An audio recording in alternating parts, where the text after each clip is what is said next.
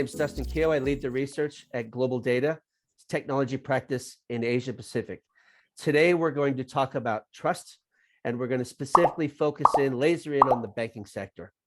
And if I can just say a few words here about what we're seeing as an independent analyst, research and advisory firm.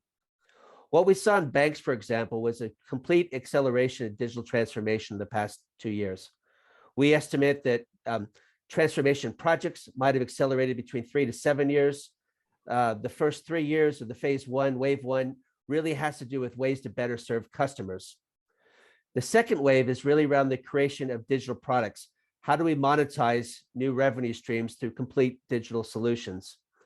And if I move on to open banking, what we're going to see here is open banking is just that. It's allowing the use of APIs to allow you to better enhance core banking products. But then you can get into things like embedded finance, which allows you to extend basically across the value stream to other types of capabilities like insurance and points of sale solutions, for example. Then you can get into things like open data, which talks about how we use data to do more things with a broader ecosystem, not just banking providers, but maybe retail, healthcare, telecommunication providers, and so forth. And so we're really getting into this whole thing of security as we get into trust. As you can see on this slide here, you're seeing a little bit of a generational shift where an older generation is clearly saying, I do not want to share my data with any sort of third-party provider, whereas the younger demographics are open to share and open to new ideas and kind of open to this fintech system. The thing for trust to work from the perspective of us is trust is around security. Security is around authenticating users, making sure that opting into open data is something they want to do. Trust is also risk management, making sure that we're secure from botnets and phishing attacks, business email compromises, banking malware.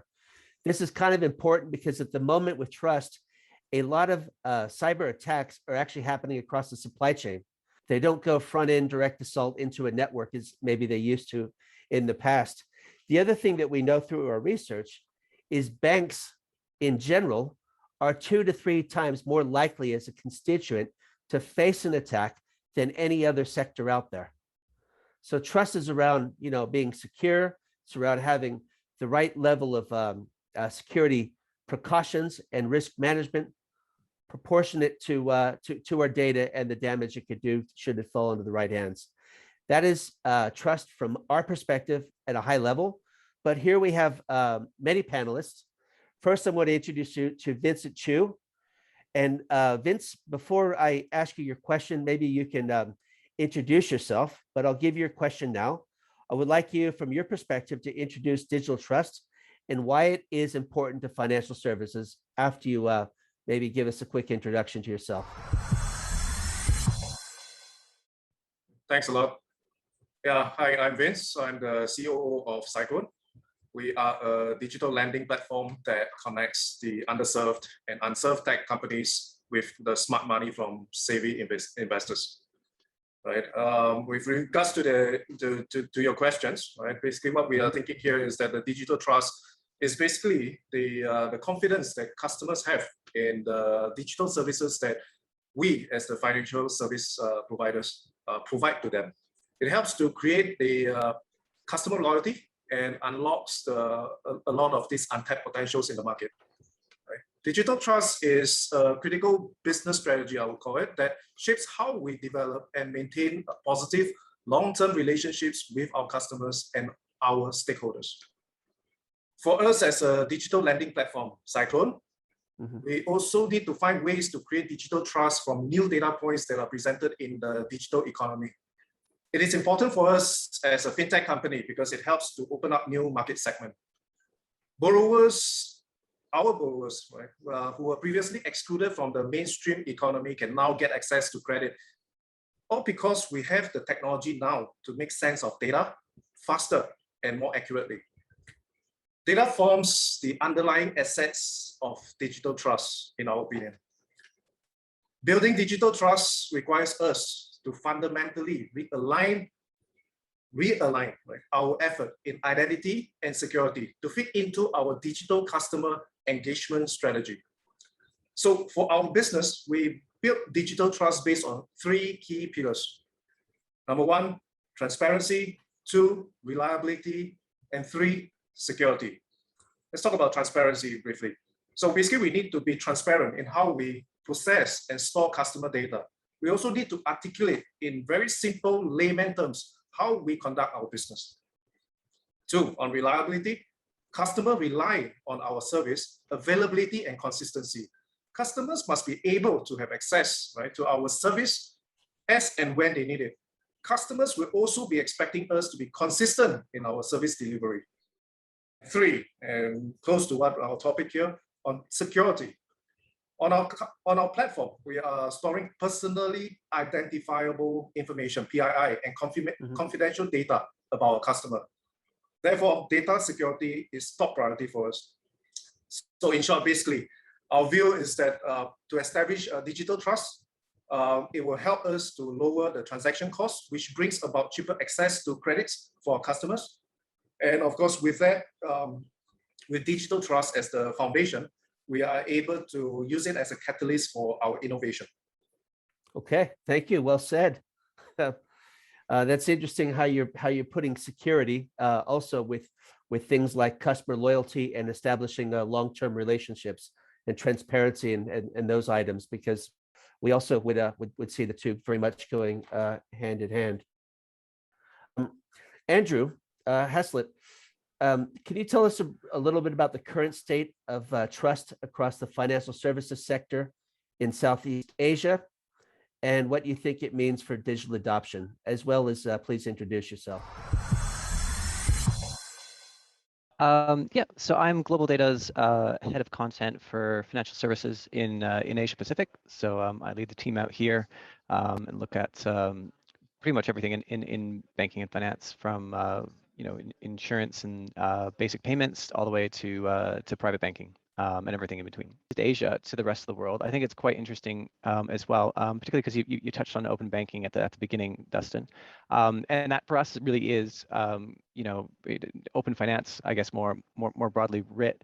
That's the coming market to be competing in, and that market is very dependent upon trust, both kind of on technical points, of course. The API has got to be open and secure, but the consumer really has to be willing to share their information through these APIs. And so one of the really interesting things in Southeast Asia and across ASEAN, even a little bit further abroad, is it actually, there's a great deal of trust in this market for that kind of technological solution and open banking more generally. So the willingness to actually share data with third parties, perhaps, to get obviously a benefit out of it, is much higher in a lot of Southeast Asian markets compared to more kind of established markets in the West. One of the things why that might be the case is obviously there's a kind of a different experience with kind of financial scandal perhaps out here compared to what you see in the West. So there's a lot of in the West there was a lot of financial scandal rooted in the main financial system. So most high profile, of course, being the Madoff Ponzi scheme, but even kind of like more lower key ones, like mis-selling of insurances, perhaps in like the UK, or selling advice to dead people, dead 10 years in Australia, that sort of thing, systemic from the big brands in finance, kind of does lower trust and brand warmth for certain. Whereas that there is financial scandal and fraud in Southeast Asia. Actually, there's more fraud in Southeast Asia per capita than you'd see in the West, for instance. But it's very much located in actors from outside of the financial sector. So it's about people trying to skim card details and use financial details to take out products, that sort of thing. Not so much the actual brands themselves doing it, which creates a different different kind of dynamic. But also there is the whole willingness by younger consumers to have trust in technology as a solution, whereas you don't see that as much in some of the well, definitely the European countries, the older European countries, for instance, where they're very skeptical of any technology solution. I always bring up Germany as a kind of a good comparison. So about half the people in Germany would never send their data over an API, whereas if you're looking in Thailand, perhaps that's as low as 17% of the population not willing to do that. So and it's just quite similar around the region. So yeah, so that I think that really actually has the banking sector pretty well situated in terms of the trust kind of metrics, and also Southeast Asia. I think there's a great wellspring of trust there from consumers to give banks and others. Definitely a greater willingness to try protect new fintechs in Southeast Asia as well, to see if they can get a benefit out of it. So pretty well situated, I'd say. Well, thank you, Andrew. Some of the things we're seeing as well is just a large millennial population and a culture of mobile first and cloud native, because they know no legacy. A lot of the if you get into the millennials, and so they're probably very much inclined to share details and try new things and move quicker into a digital banking era. I would guess. Vince, just going back to the cybersecurity, what are some of the challenges do you see in providing secure digital banking? I recall earlier you're talking about how you spend a lot of time on the underserved and underbanked communities. So how do you balance those two? On one hand, we have to be looking at scaling up our business. On the other hand, we look at security, right? And all this presents a new challenge, which is customer experience. So basically, the biggest challenge for us as a digital lender or financial service, as you just mentioned about millennial, they want everything fast, instant gratifications. Yep. Anything slower than 5 seconds, they're out of the door, right? So you want, and they've switched brands. They've just moved to another brand, just like that. It's so fast. Right? It's just a click of a button, and you're off to another bank or digital bank. And being digital, so it's you don't have to spend 30 minutes to drive to the next branch, right? Yeah. So customer experience to us is critical, right? While we are looking into security, how do we reduce the friction, right, of the customers being able to enjoy the services that we provide to them, right? Okay, so back to the part on our lending business here, right? Customers, again, similarly, everything has to be fast, right? They're expecting fast loan application process. They expect once you approve it, the disbursement should be next day or even in an hour's time, which is rightfully so, right? I mean, typically in a traditional sense for a lending business, it takes probably, the fastest you probably encounter is about 2 weeks, 3 weeks kind of processing time, and then disbursement take another couple of weeks, right? By then, your business could probably have folded. So that's not the outcome we want as a lender, right? I mean, technically speaking, we want them to be able to use the money to be able to finance a project which they see as an opportunity right now, right? Therefore, we don't want them to be bogged down by tedious registration and the KYC process, but those are essential as well, right? And which is where you have to come into looking at all the new technologies that comes out in the market right now, like the eKYC. How can we speed up the KYC process while opens up another can of worm, which is staying compliant with regulations, right? So we have the regulations, we have the customer experience, we have the security, right? I mean, security doesn't mean that being secure doesn't mean you are complying with, you are already in compliance with regulations. So there are a lot of these moving parts that we have to handle. So every step of the customer journey, we must enforce or actually implement certain underlying sets of security controls, right? That can continuously at the background verify and validate, the authenticity and the integrity of data, right? And this is very important, all while without the customers having to send you additional information, because this information, by the way, you can use an API call and you can get it from the bank, if the bank allows it, right? So all this initial setup and preparation has to be done in perspective. So we have to ensure, right? They as a responsible financial service provider, we have to ensure the secure exchange of financial information and PII, right? And yet make the experience frictionless for our customers, right? Okay, so in order for us to shift that whole paradigm here is for us to expand into the untapped market segment. So just now we mentioned about the underserved and the unserved, right?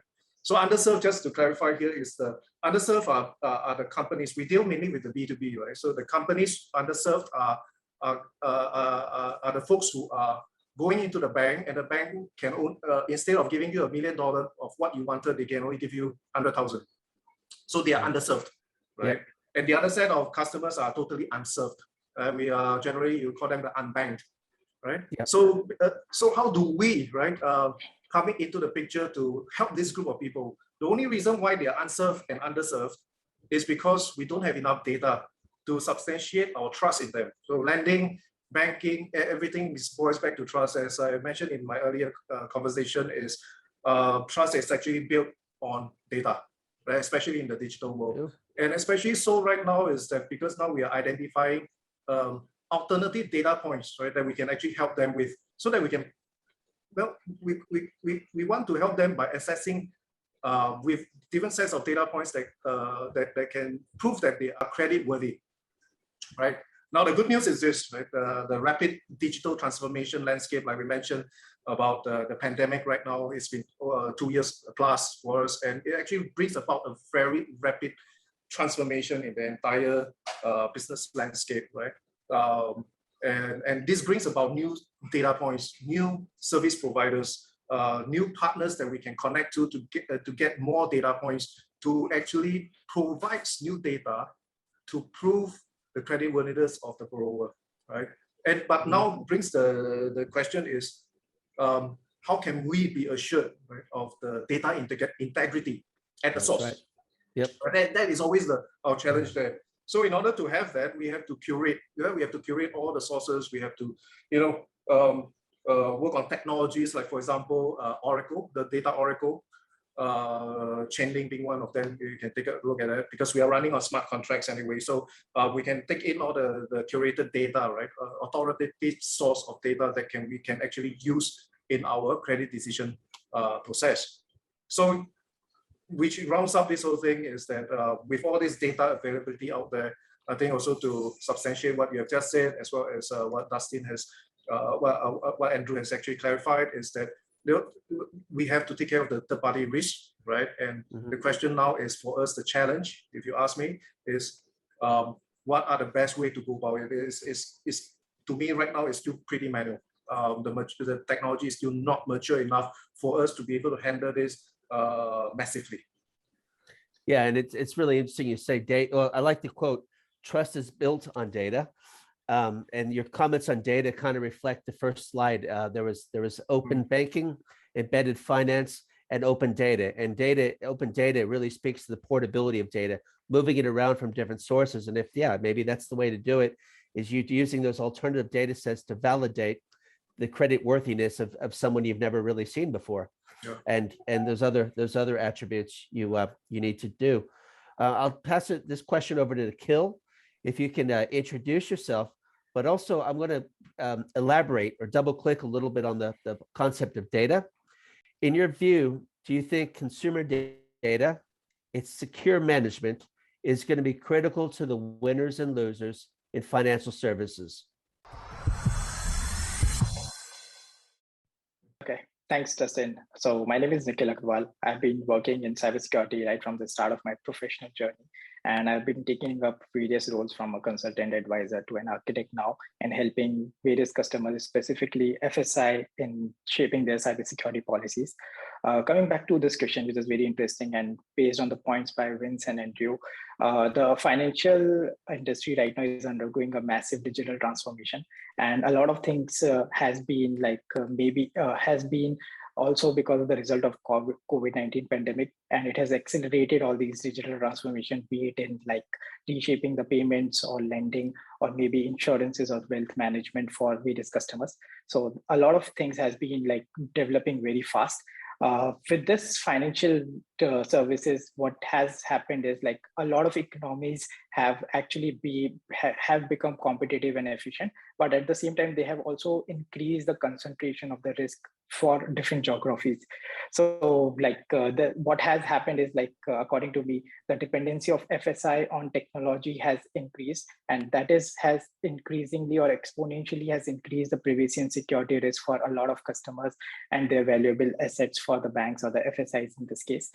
With this cyber crimes like related to maybe a consumer data or maybe related to various PII information, which Andrew and Vince pointed out earlier, has increased, and that has become a major factor when it comes to winning the customer trust when it comes to the digital bankings or like the new age banking when we talk about. I think a robust data privacy framework is required to provide and ensure that safe banking requirements are met from a compliance perspective, and also to win the consumer trust in this case, as customers like are exchanging a lot of data with the banks for any cases, like when be it like their names or like their national identity numbers. There could be like ample of PII information which a customer shares during the onboarding process of any FSI, be it insurance, banking, or any services they are taking. So that increases the risk of data related or consumer data related attacks always. So I think like whether if we see the current trends, like whether by the choice or the necessity, a lot of customers are performing financial transactions online, and this trend is definitely going to increase only in the future. So activities like online shopping or something like from a bank transactions or crediting over online management, this has always been increasing, like when they have to pay their monthly bills and all. So I think amount of PII data which banks are actually taking from the customers is going to increase risk for them, and they have to switch from a passive security solutions to an active approach. They have to take more active cybersecurity approach in order to protect these consumers and like the data which they are holding for these consumers right now. I think from a security perspective, the first line of defense is always the FSI.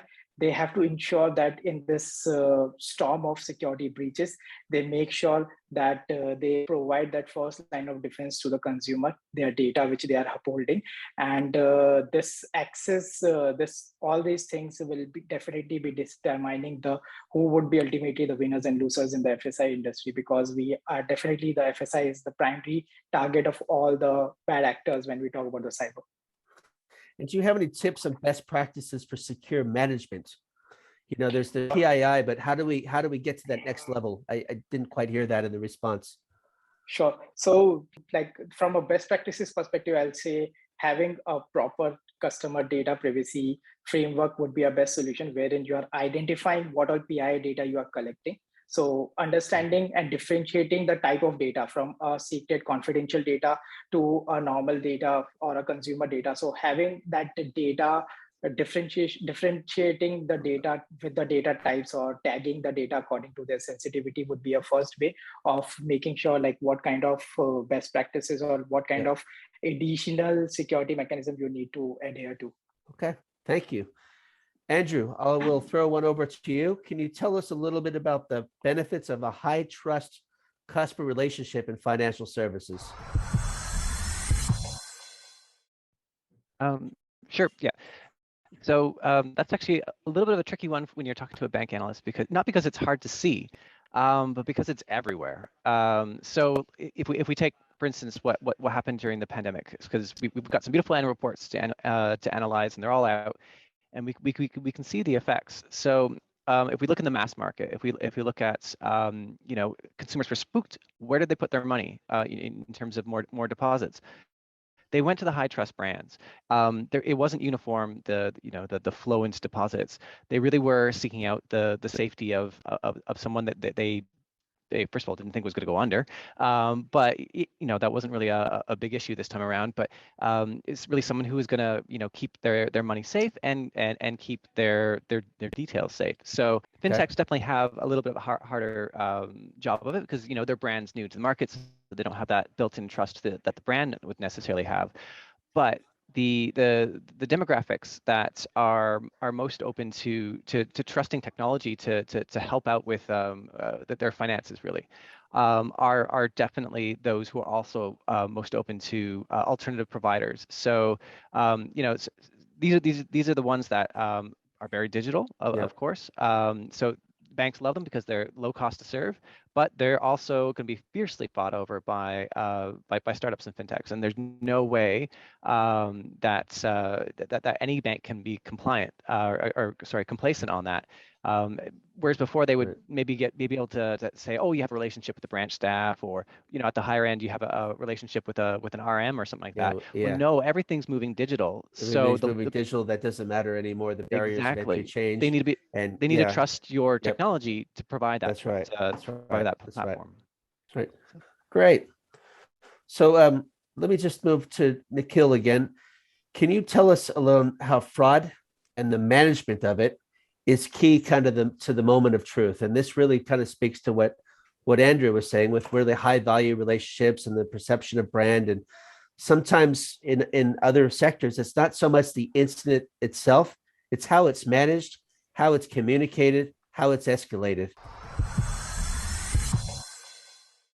So I guess if we see the latest trends in the surveys as well, most of the frauds and the research says that fraud has been prevalent within the banking and the finance industry. It is not something which is very new and not even surprising. I think it remains the major concern from a fraud perspective, which FSI or a banking should have, is that it is a very costly problem. It is not an easy problem, or from a recent survey also we see that all the banks, or from a financial perspective, organization have lost almost 7% of their financial revenues each year because of the fraud. So it is not something which can be ignored. It's a very costly problem right now in the industry, and a proper mechanisms has to be taken in order to tackle with this problem. What can it be? There are various options of doing it. Fun thing would be that having a proper fraud, well-structured fraud risk management kind of an activity, wherein you have a proper management team, which creates a structured fraud risk framework, which makes sure that there is accountability, transparency, which is needed to fight all these frauds, and also to keep the customers' assets safe from a digital intruders which are there from a cyberspace perspective. So right now in this particular time, specifically for the financial industry, they need to make sure that they adopt to a fraud risk management in the core of their organization, not just from a compliance perspective or from a checklist perspective, but it should be adapted within their core organizational structure, and it should it will not be taken it from a back practices, but it will provide them a competitive advantage within the industry from their competitors, and it is something which they cannot afford for too long in case if they don't have it yet. So it's something which they should seriously start thinking about it. I think for the banking organization specifically, having a documented plan on responding to any suspected or defective, any cases which has been detected from a fraud perspective within their fraud risk management framework which they are creating, is something very important. That fraud response management plan will also help them to quickly respond and identify the financial losses of a particular incident which has occurred. So that will ultimately help them save a lot of money from all the fraud losses which has been occurring in the financial sector. And from an investigation also perspective, what we have seen right now in the industry is that a lot of times this frauds, FSIs are spending it in the investigation, which is a reactive way of approaching a fraud. And what only it will does is it will just maybe give you will waste a lot of time from a FSI perspective. And of course, from a cost perspective, it is not going to help them because they need to spend more resources and energy on identifying who committed the fraud, instead of what they should have done is to be more proactive and in putting in the policies or a framework in place which could have prevented in the first place. So going in a very proactive approach, creating that fraud risk framework within the organization, making sure that transparency and accountability is there, not from a down perspective, but it should be from a senior management perspective also, because a lot of times this fraud things have been identified within a senior management or an executive level as well. So it has to come from a bottoms up kind of a way, wherein a lot of high level executives are taking the initiatives and creating these frameworks and the policies. You know, it's very funny. It sounds very similar to cyber frameworks. I mean, we really need to put our resources into the prevention, but when it does happen, we need to really be rapid in our dwell times, our response times, all the way through to post-event, mitigation and resolution. But critically, we need executives to be involved from the onset. Vince, just one question for you, one last question here. What strategies banks and financial service providers are using, from your perspective, to secure themselves or to better secure themselves, especially with what you heard from Nikhil and their customers ultimately? So you probably have heard about DevSecOps culture, right? We have been running DevOps culture for probably 10 over years kind of history for DevOps, but DevSecOps itself is an additional part where it also take on, right, on the security by design concept. Right, while you're designing, while you're developing, you're shifting all the operational and security risks into your development frame, right? And try to resolve them before you do actual deployment. So in a way, this actually helps. I mean, it'll be a very good incentive for FSIs to adopt, because first, we want to innovate. We want to push the market fast. We want to have all the versions updated. We want to give the best of the features to customers. And at the same time, we take care of security. So it's the best of both worlds, definitely. And for that perspective, once you have that, you increase the productivity. You don't have to spend too much on the overheads and headcounts. Right? Yep. That's one perspective. But when it comes to fraud, it only takes you one hit, right? And you literally wipe out all your profit, right? Why? Because fraudulent loans, for example, from our perspective, most likely are unrecoverable, and if they are, it's extremely expensive to recover, right? Especially when it comes to stolen identity, right? When we talk about identity theft from that perspective, so there's no way to get back the same person who actually applied the loan, and you have actually disbursed out the loan. So how do we actually, I mean, that's one part of why I would think that investment into a fraud management system or a process or framework would be extremely important for FSI, especially if you are into all the monetary transactions. Now, last part is, of course, eliminating all the manual touch points. Now, basically, we are talking about the digital economy, about digital trust, right? The reason we are doing that is because now we hardly go to the banks anymore. We are just interacting online, right? Now, how are we as a lender be able to eliminate all the various touch points internally, right?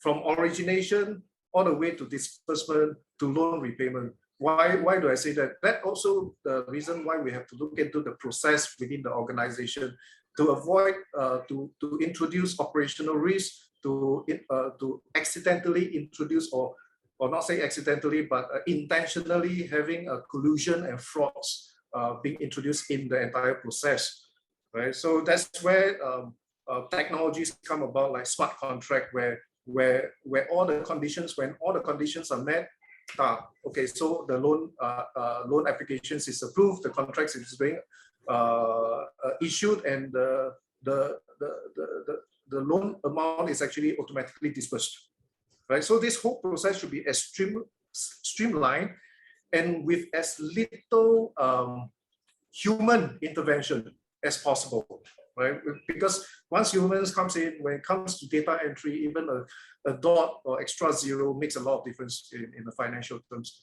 So I think that pretty much round up the kind of strategies that the FSI probably can have a look at, especially for us in the lending industry.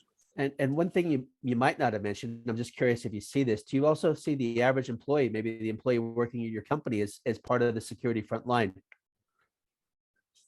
Yes, I think yeah, definitely. I mean, in cybersecurity terms, we call it the zero-day threats, right? When it comes to zero-day threats, whatever that can be detected by the state-of-the-art malware protection systems, you have already been caught in the front, right? But our employees, our staff, my colleagues are the last line of defense, I will call it, right? So cybersecurity awareness is important. That's where we come about the security by design mindset as well, where everybody, right, regardless of your roles in the organization, has a part to play in security. People, process, culture, technology, all of them coming together. All right. Well, thank you, Vince. That was the last of the questions. I'd like to thank Ali Cloud, of course, and all of the panelists, Vince Chu, Nikhil Agarwal, Andrew Haslip. Thanks for joining, and thanks for having me as your moderator. Thanks, Justin.